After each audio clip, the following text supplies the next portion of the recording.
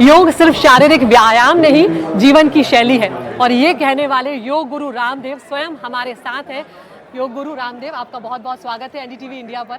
तो ये इस बार जो थीम है अंतर्राष्ट्रीय योग दिवस की, वन अर्थ वन हेल्थ, उसको लेकर आप क्या कहना चाहेंगे? देखिए, मैं तो 50 सालों से योग को कर रहा हूँ और योग को जी रहा हूँ जी तो सबसे तो पहले कहूँगा योग करो और करो, योग को जियो। जी योग मूलक जो हमारे सनातन जीवन मूल्य है उनको जीवन में अपनाने की जरूरत है। और जब आप योग करेंगे तो जो नेम फेम के पीछे सत्ता संपत्ति सम्मान और तमाम दुनिया के संसाधनों के पीछे भोगों के पीछे दुनिया भाग रही है, योग का मूल सिद्धांत है आपके भीतर सुख है, शांति है, आरोग्य है, पिंड में ब्रह्मांड है, स्वयं ब्रह्म है और उसकी अनुभूति आपको योग करते करते होती है। तो योग का एक दार्शनिक पक्ष है तत्त्वमसि प्रज्ञानम ब्रह्मायम आत्मा ब्रह्म शिवोहम आत्मा। इस आध्यात्मिक पक्ष की अनुभूति होती है योगिक व्यायाम, आसन, प्राणायाम, ध्यान और योग युक्त आचरण से। क्रियात्मक पक्ष क्या है?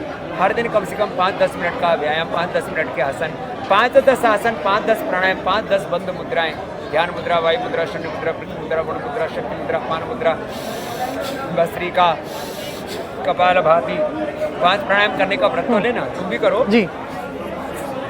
अच्छा कर कुंडलिनी योग, एंटी एजिंग का योग, इम्यूनिटी बूस्टर है योग जी लॉन्गेविटी के लिए योग, योगा फॉर यूथ है, yoga for wealth, yoga for piece, yoga for harmony, सब कुछ योग से मिलता है। कपालभाति, अनुलोम विलोम, 5 प्राणायाम, 5 आसन, 5 बंद, 5 मुद्राएं और 5 मिनट का ध्यान भी कर लें, फिर तो सहज ध्यान सहज समाधि लग जाएगी। पानी में मीन प्यासे रे मैं सुन सुनी आवत से आत्म बिना, आत्मज्ञान निरा बिना नर भटके को मथुरा कोई काशी, जैसे मृगा नाभि कस्तूरी बन बन फिरत उदासी, जाको ध्यान धरे विधि हरदर मुनिधर सहसा ठासी, सो तेरे घटमाई विराजे परम पुरुष अविनाशी। तो अपने भीतर से ही स्वयं ब्रह्म और सारे ब्रह्मांड की अनुभूति योग से हो। बिल्कुल गुरुदेव, जब आज की जो भागती दौड़ती जिंदगी है, आपने उसमें कहा कि 5-10 मिनट जरूर निकालें, उसमें आपने कहा कपाल भाती, अनुलोम विलोम जरूर करें। तनाव को कम करने के लिए कौन से वो अभ्यास हो सकते हैं? अनुलोम विलोम के साथ ये भ्रामरी जी, ध्यान के लिए भी तनाव को कम करने, मुंह बंद करके नाक से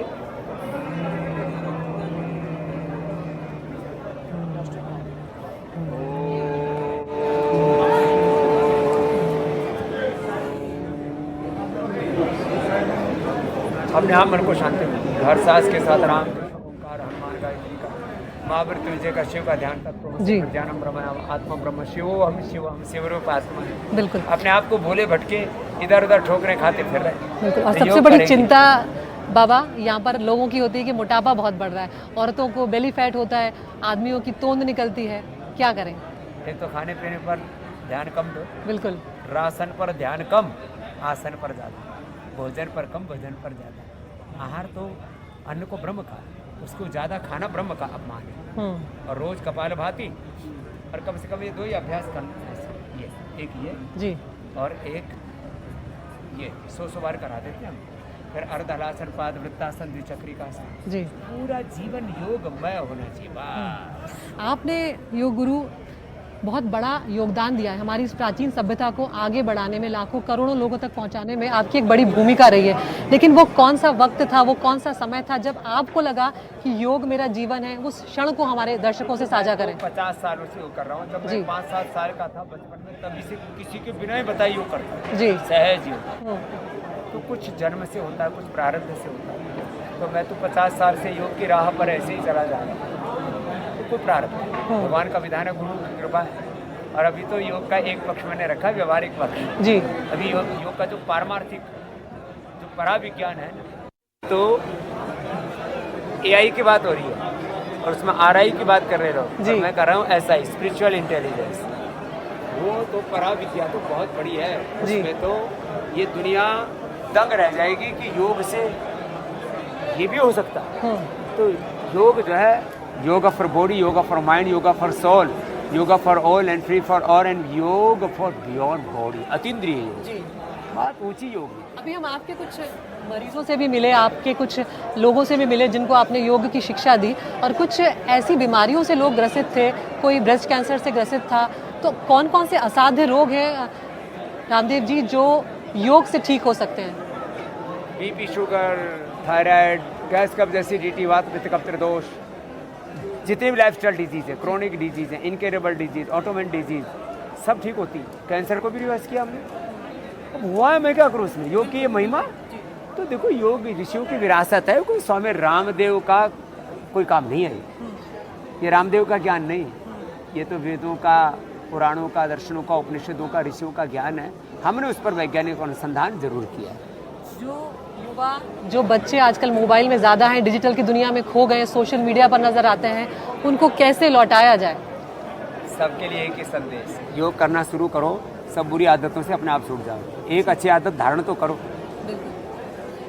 अब जब योग गुरु को तनाव होता है तब क्या होता है? कभी कभी कोर्ट कचहरियों के चक्कर लगाने पड़ जाते हैं, तब आप क्या करते हैं? उनकी बुद्धि पर तरस आता है, भगवान सबका भला करे, भगवान इनको भी सद्बुद्धि दे।